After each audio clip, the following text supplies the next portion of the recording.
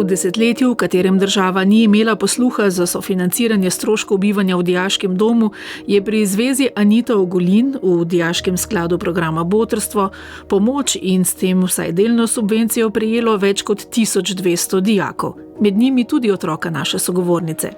Ker jaz sem na dolgotrajni bolniški, mož dobi minimalno plačo in s 3 otrok težko prideva skozi mesec. Za dijaški sklad so izvedeli po naključju, ko je starejši otrok že bival v dijaškem domu, ki pa so ga silno težko plačevali. Subvencija tega sklada je prinesla veliko olajšanje. Precejšno olajšanje, to, ker nimaš tistega straha, a bo mogel ven z dijaškega doma, boš lahko plačal, ali ne boš mogel plačati. Ogromen zlata so vreden na Botrstvu v dijaškem skladu Zvezi Anite Ogulin, res. Verjetnost, da bi se njena uspešna otroka brez bivanja v domu sploh lahko šolala na želenih gimnazijah, bi bila izredno majhna, priznava sogovornica. Iz zaselka, kjer živijo, do kakih 20 kilometrov oddaljenega večjega kraja, kjer lahko prestopata na pogostejši avtobus, vozi le nekaj avtobusov dnevno. V eno smer več kot 1 uro pa pol. V petek zjutraj bi mogel iti od doma, da bila v 7 v ti šoli, ki jo hodita.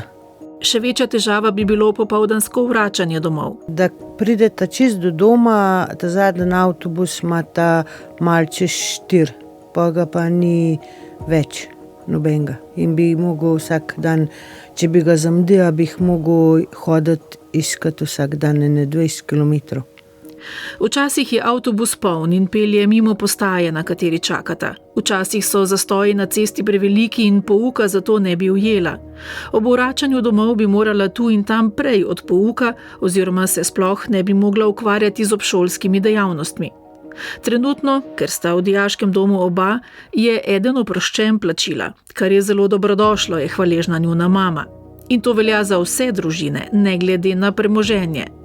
Drug otrok pa od države dobiva dodatek za bivanje, ki pa ne pokrije niti tretjine cene oskrbnine. Tu priskoči na pomoč dijaški sklad programa Botrstvo. Dijaški sklad nam delno sofinancira dijaški dom, kar pa ostane, pa midva doplačava. Pa s tem, da mi še tam od štipendije, kot dobi tisti dodatek, nakaže, da lahko plačam. Otroka se odrekata svojim štipendijam in zaslužku tudi zato, da sploh lahko preživijo, čeprav štipendije temu niso namenjene. Kljub temu družina zelo težko živi in skuša zmanjšati stroške na vseh koncih, opiše sogovornica.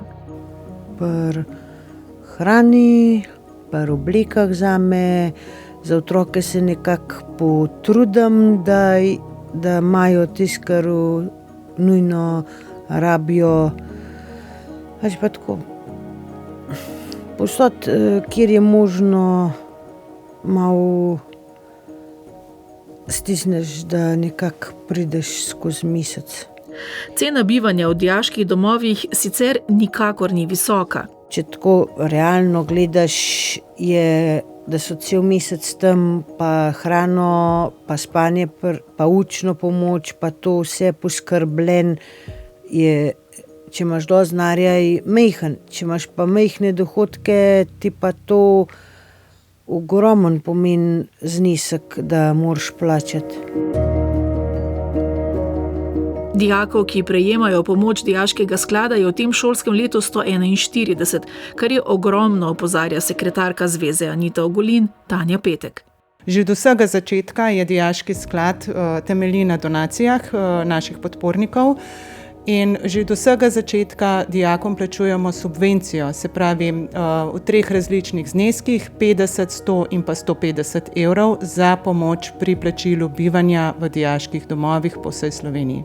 In mi se zelo zavzemamo za to, zelo prosimo donatorje, opisujemo naš dijaški sklad, res je odvisen popolnoma od donacij, od naših podpornikov, da to sploh še deluje. Pri dijakih pa moramo vzpostaviti nek režim, tako da imamo že čakalno vrsto. Čakalna vrsta pomeni, da vsem, ki se s prošnjami obrnejo nanje, ne morejo več zagotoviti tako visokih subvencij kot prej. Čeprav so jih dijaki še kako upravičili, tako s finančno stisko doma, kot tudi z uspehom v šoli. Mi smo zelo veseli, ker spremljamo te dijake, kako so uspešni, kako lahko razvijajo svoj talent v pravi šoli, ker v pravi šoli ga lahko, ker vsak od nas ima nek potencial in zelo smo veseli, ko vidimo, da so veseli, da uspešno nadaljujejo svoje šolanje. Vendar pa se nam zdi, da po 10 letih opozarjanja ministrstev, to so državni dijaški domovi, da bi se pa morala zadeva subvencioniranja dijaških domov za socialno ogrožene otroke urediti sistemsko. Sploh zato, ker za tiste, ki imajo možnost prevoza, obstajajo dobro urejeni sistemi subvencij. Za tiste, ki živijo na območjih s katastrofalnim ali celo neobstoječim javnim prevozom, pa subvencije ni. In v praksi je to za te dijake velik udarec. Kaj nam dijaki povedo? Da gredo na pot ob 4-5 zjutraj v šolo in se vrnejo domov 5-6 popoldne, da ne zmorejo zraven še učenja. Večina od njih tudi dela popoldne, zato ker pač pomaga svoji družini pri finančni stiski. In to, da živi dijak lahko v dijaškem domu, pomeni eno varno okolje, eno stabilno okolje, kjer ima vključeno prehrano, kjer ima vključene učne ure, se lahko res posveti šolanju in napreduje. Število dijakov letos je vsem naporom navkljub preseglo finančne zmožnosti programa Botrstvo. Zato ob 10. obletnici dijaškega sklada odgovorne znova pozivajo. Že od vsega začetka pa opozarjamo javnost preko oddaj na Valu 202 z obiski na ministrstvih pristojnih, bili so vsaj 3-4, da je treba to področje urediti. Ne zahtevamo, da bi bilo to zdaj brezplačno, ampak nek sistem subvencioniranja, tako kot ga poznamo pri štipendijah, pri subvencionirani prehrani, pri vrtcih in tako se pa lahko vzpostavi tudi za dijake, ki želijo na želeno srednjo šolo in morajo bivati v dijaškem domu. Če jim dijaški sklad programa Botrstvo ne bi več mogel pomagati, bi bil to za družino z 2 dijakoma velik finančni udarec. Zelo bi nas prizadel, pa tudi zelo težko bi bilo, da ne vem, če bi zmogla 270 evrov na mesec z najmanjima dohodkama še to čisto vse plačati. Zato tudi njo skrbi prepuščenost tako pomembnega sofinanciranja zgolj uspešnosti pridobivanja donatorskih sredstev. Slabo, da moraš računati na eno zelo pomembno humanitarno pomoč, ampak v bistvu, če bi bilo držav tako urejen, pa da bi sofinancirali saj delno dijaške domove za vse otroke, bilo precej lažje, kakor da se res odvisen, ali donatorji prispevajo ali ne, pa da se oni tukaj angažirajo, da dobijo ta denar. Prvo mogli pa vsi tukaj zaslužiti, da bi lahko brez skrbi prišel skozi mesec, pa da otrokom lahko saj tisto osnovno nudil, pa včasih je še kaj tako dodatno kupil ali dal, da brez skrbi, da gledaš za vsak cent, kako ga boš obrnil. Kljub hvaležnosti pa sogovornica težko skriva tudi nelagodje, skoraj sram, da pomoč sploh potrebujejo. Ne vem, kako bi mi brez njih, hvaležna sem jim do ne vem kako, pa se čutiš osramočenega tako, da nisi sam sposoben nuditi tistega, skrbeti tisto, kar bi mogel, Se trudiš, pa ne greš. Tukaj, kar dobiš, tukaj lahko daš. In za pomoč je silno težko zaprositi, je iskrena. Zelo težko se ji izpostaviti, pa prositi, pa pokazati, da si ranljiv, da ne zmoreš, pa še pa se bojiš tistega obsojanja. Tako da ogromno pomeni njihova pomoč, res. Kljub sramu pa je pripravljena storiti karkoli za otroka, tudi zaradi lastne izkušnje. Ker tudi sama sem želela na eno šolo, pa mami ni imela dosti denarja, da bila v dijaškem domu, ker je ati zbolel in je bil več let pa pol samo v bolnici in mi je še zdaj žal, da nisem mogla iti na to šolo, ki sem si res želela. In sem tudi zdaj ne vem kaj pripravljena narediti, ne vem kako, da jim omogočim, da vsaj to šolo naredijo, pa da tisto, kar jih veseli, da tisto študirata.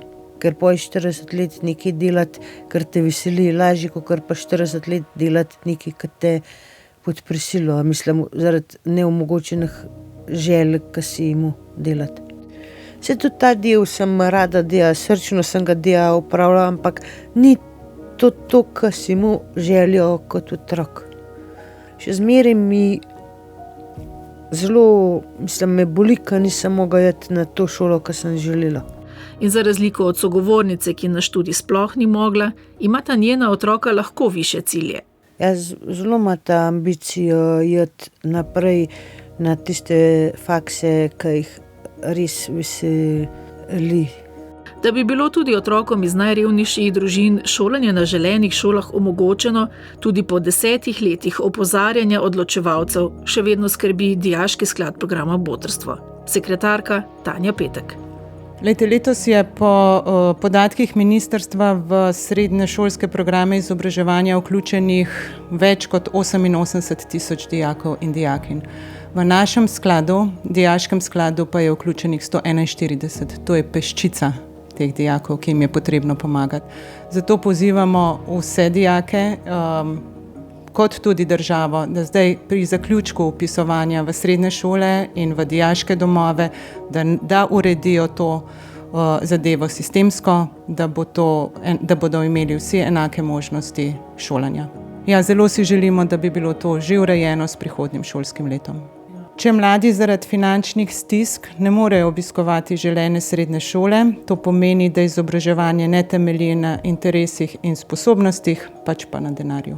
In s tem država res izgublja potencialne nadarjene posameznike, ki sčasoma potem bremenijo tudi celotni socialni sistem, če niso zadovoljni in niso v okolju, kjer bi lahko napredovali.